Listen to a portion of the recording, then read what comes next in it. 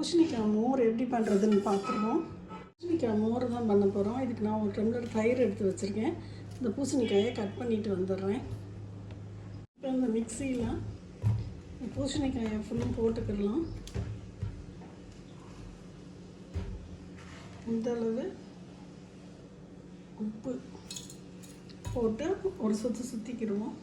இப்போ நமக்கு பூசணிக்காய் இந்தளவு நைஸாக சுற்றிடுச்சு. இந்த ஒரு டம்ளர் தயிரை இதோடு போட்டு ஒரு சுற்றிட்டு வருவோம். இப்போ நம்ம அடித்து எடுத்துகிட்டு வந்துட்டோம். இந்த பூசணிக்காய் மோரை ஊற்றிக்கிடலாம்.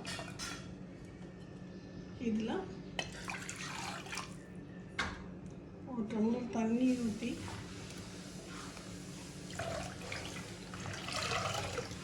அரிசி ஊற்றிக்கலாம். இன்னொரு டம்ளர் தண்ணி ஊற்றிக்கலாம். இப்போ நமக்கு செம எண்ணெயான பூசணிக்காய் மோர் ரெடி. ஊற்றிக்கலாம். இந்த பூசணிக்காய் மோர் வந்து செம்ம எம்மையாக இருக்கும். இந்த வெயில் இந்த சம்மருக்கு செம்ம ரெஃப்ரெஷிங்காக இருக்கும். வயிற்றுக்கும் நல்லது. ட்ரை பண்ணி பார்த்துட்டு சொல்லுங்கள் ஃப்ரெண்ட்ஸ். பாய். பூசணிக்காய்னால ரொம்ப திக்காக தெரியுது. அதனால் இன்னொரு ஒரு டம்ளர் கூட நீங்கள் ஊற்றிக்கலாம். அந்த பூசணிக்காயை மட்டும் நல்லா நைஸாக அடிச்சிருங்க.